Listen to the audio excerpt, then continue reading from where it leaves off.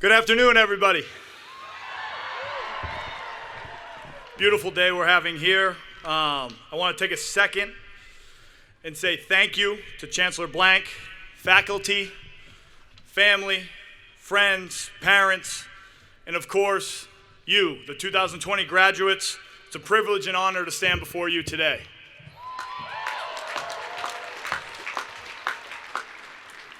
I cannot thank you enough for this invitation. I am humbled, I am grateful, and honestly, a little bit nervous, a little bit sweaty, but that's okay, because I have a surprise for you guys today. I brought my friend, Larry O'Brien, to help me cope with that sweatiness and that nervousness. I figured it'd be a little bit tough to hate on the NBA Championship trophy.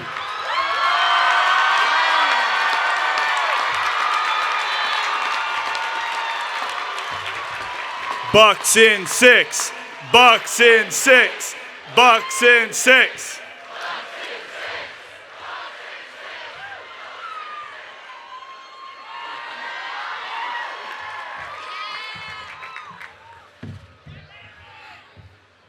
So, I'm going to start with a question I asked myself when Chancellor Blank extended this invitation to me. Why would the University of Wisconsin, one of the most prestigious universities in the world, ask me, Pat Connaughton, to speak at such a momentous event? And so I'm sitting there, and I'm thinking about a few of the potential thoughts that Chancellor Blank may have had. The first one, he's a professional athlete. Pro athletes don't usually have that much to say, so you guys should get to the after party pretty quick.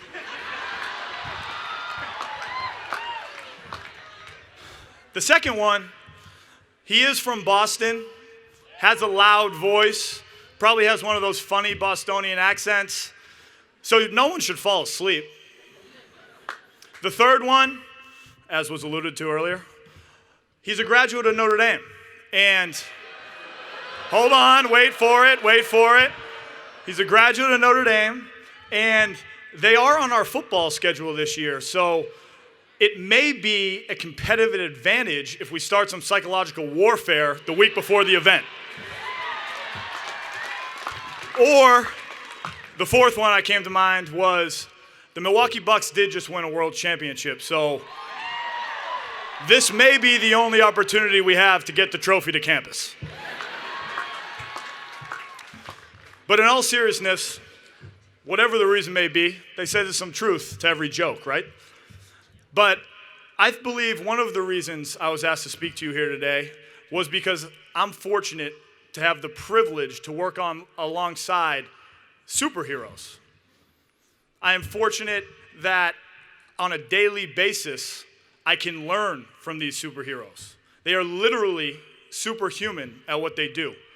They are the best of the best of the best. And today, I would like to take the moment to share with you guys, class of 2020, what I have learned from these superheroes. My hope is that it will be of some value, some real significant value as you move forward. After all, you guys, as a class, have had to show a certain superhuman strength of your own. So, about these superheroes I get to interact with on a daily basis. There's the obvious.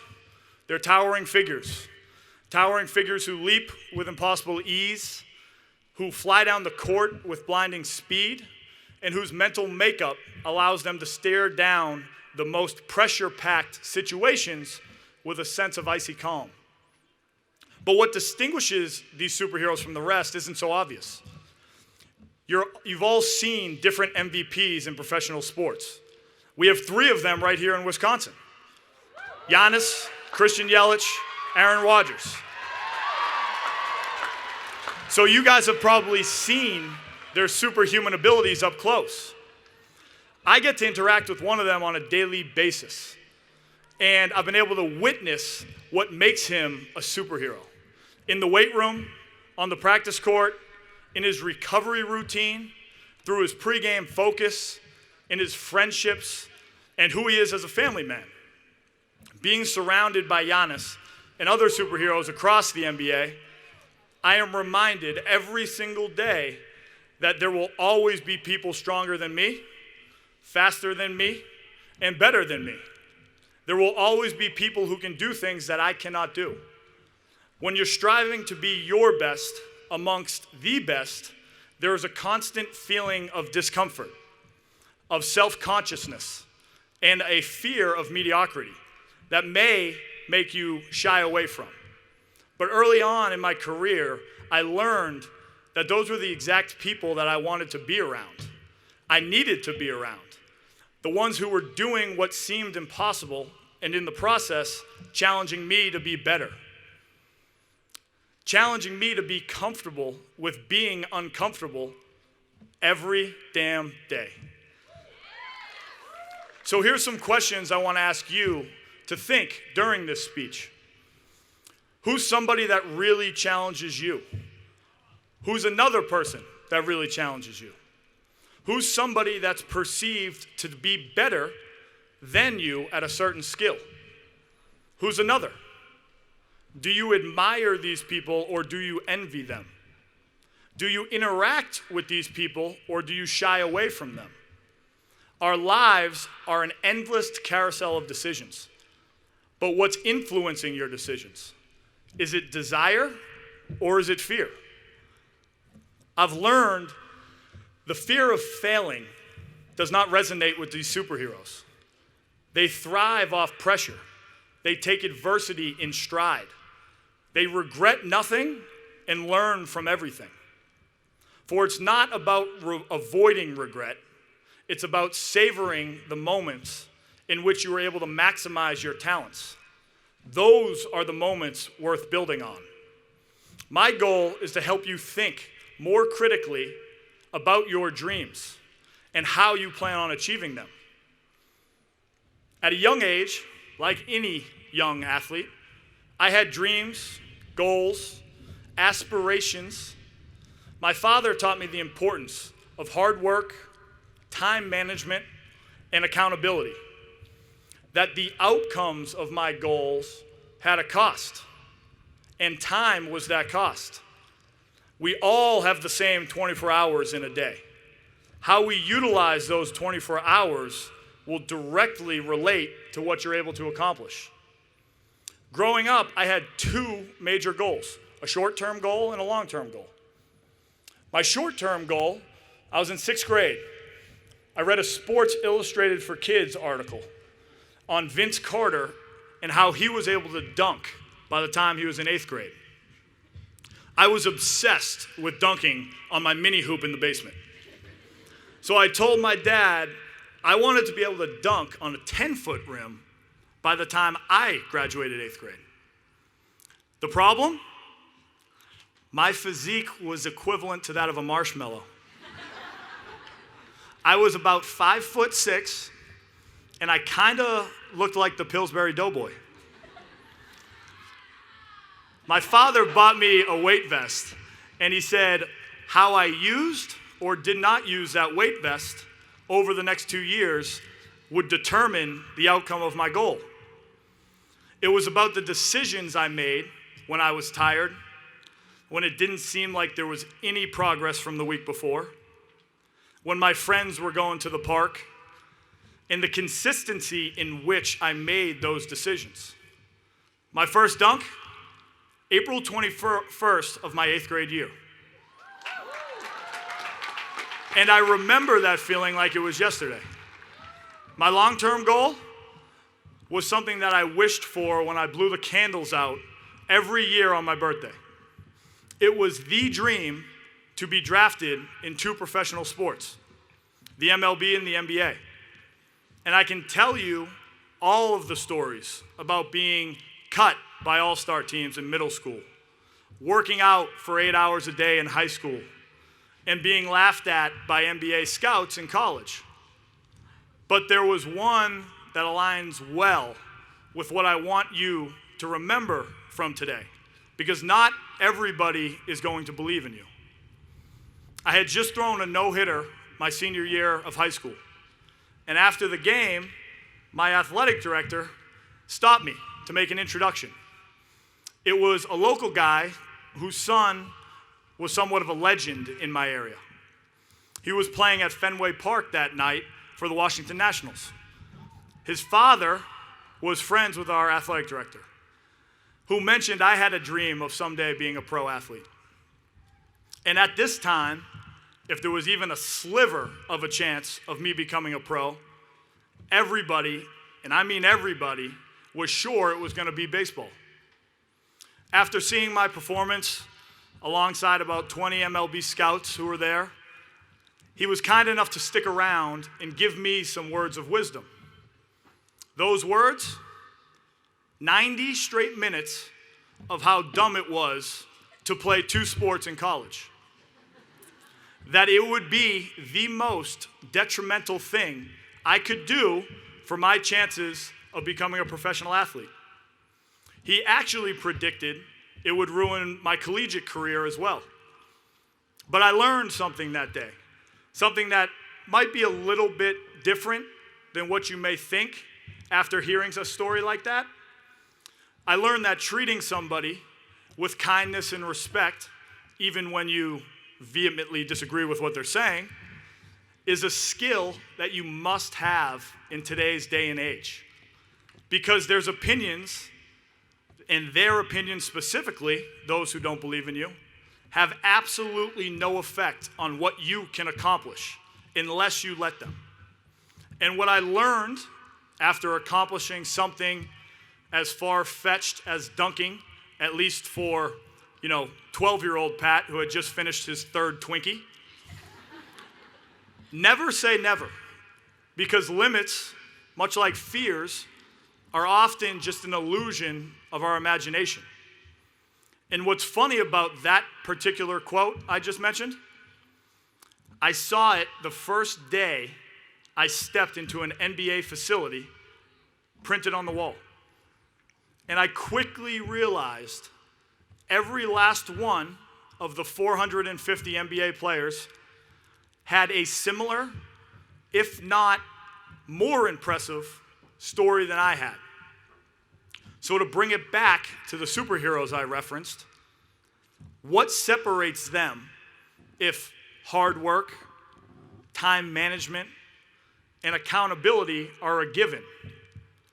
What knowledge can I give to you here today that will translate far beyond my playing surface?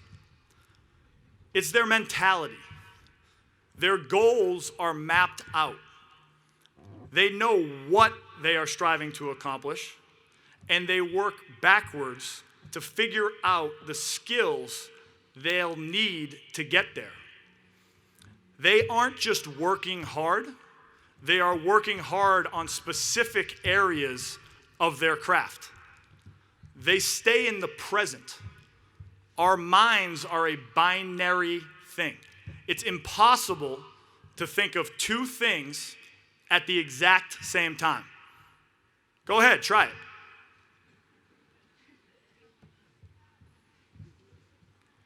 It's hard. I just tried it. It took me a while. I didn't graduate from Wisconsin. We get into trouble when our minds skip from the past to the future and vice versa, in turn skipping the present. The past, it will bring out guilt and frustration based off what just may have happened. The future will bring out fear and anxiety based off what could happen. But the present is our reality. It's what is actually happening. The present is about focusing on the moment, not the environment surrounding the moment. For example, Game 6 of the NBA Finals. 2 minutes to go, up by 5, chance to win Milwaukee's first NBA title in 50 years, the entire world watching. That's a hell of a moment. And there were countless others throughout our playoff run. You and your classmates are really smart and talented individuals. You have attended and now graduated from one of the best universities in the world. But your natural talents alone will not get you to be the thoughtful, caring, successful adults that you can become. As you enter the workforce, continue your education, whether you go into accounting, teaching, engineering, finance, zookeeping, or anything in between, there are things you can do to make yourself successful.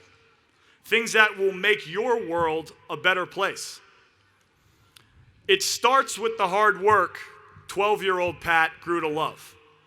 It continues with the mental fortitude Giannis used to stay in the present and make 17 of 19 free throws in Game 6 of this year's NBA Finals, the most he's ever made in a playoff game, on the biggest stage to solidify his Finals MVP award. In my opinion, there's one other thing that you can take with you that I use on a daily basis. I like to call it collecting people. I would not be where I am today if it weren't for the people that have surrounded me. Athletically, they've helped me reach the pinnacle of sports, an NBA championship. But in the business world, a world a lot of you will find yourselves in, I have been fortunate to learn from countless mentors. I've gone from flipping $100,000 homes to developing $15 million buildings in about 5 years. Not because I'm the smartest guy in the room, but because I know I am not the smartest guy in the room. Find out who is. Listen to them. Ask them questions. Follow up. Cultivating a genuine relationship is invaluable because it's not always about what you know, but who you know. You have a university that is vast with an alumni network willing to lend a helping hand. I know this because I've been lucky enough to learn from one of them. One of the best this university has ever produced. And what he's taught me, it's about surrounding yourself with good people. Giannis, he's a better person than he is basketball player. And the world has seen how good of a basketball player he is. Your fellow alum, who I was referring to, Ted Kellner, he's a better person than he is businessman. And he's one of the most successful businessmen this state has ever seen. If you're wondering, his name's on that hall right up there. It's no coincidence that good things happen to good people. Sure, the answers are different for everybody. Your path is not mine. But the core values remain similar. So set your goals. Be deliberate and intentional about the work you put in. Figure out what you want to accomplish. Assess your own strengths and weaknesses. And develop a plan specific to the skills needed to achieve that goal. A lot of people work hard, but not a lot of people work hard on things that directly relate to their goals. Maximize your 24 hours. There's one thing that none of us can get back, and that's time. We're all gifted the same 24 hours in a day. How you prioritize those 24 hours will determine your success. Be present. Learn from the past. Be inspired by the future, but live in the present. Build your network. They say your network is your net worth. Be stubborn about who you let in, but be deliberate about keeping them in. Be humble and work hard. The true measure of a person's success isn't about what they've accomplished individually, but how many others they've helped along the way. And finally, there's one thing that ties all of this together: consistency. Relentless consistency. I am not the most talented player in the NBA, and I am not, by any means, the smartest businessman. My confidence comes from the consistent work ethic that I put in. And your work ethic is within your control. So control it. Because in the real world, there is winning and there is losing. There will be bumps in the road. Failure is inevitable. But how you respond to failure, that's your choice. In closing, I'd like to say thank you again for the opportunity to pass along any bit of advice that might be useful to you in the future. If you haven't already thanked your parents or the countless people who assisted in your journey, thank them. If it wasn't for them, you would not be sitting here. And if you remember anything out of this whole address, remember this: we all have the potential to be superheroes in different ways. But it's the journey that makes it worth it. The superheroes I've witnessed over the last decade, they didn't focus on the results. They focused on the process of getting better at their craft and being better people and enjoying the journey on a daily basis. So, congratulations on becoming graduates of the University of Wisconsin. I wish you the best on whatever journey you choose. Remember, I was just a 12-year-old kid who loved double stuffed Oreos. But from this year on, for the rest of my life, thanks to this trophy, I will always be known as an NBA champion.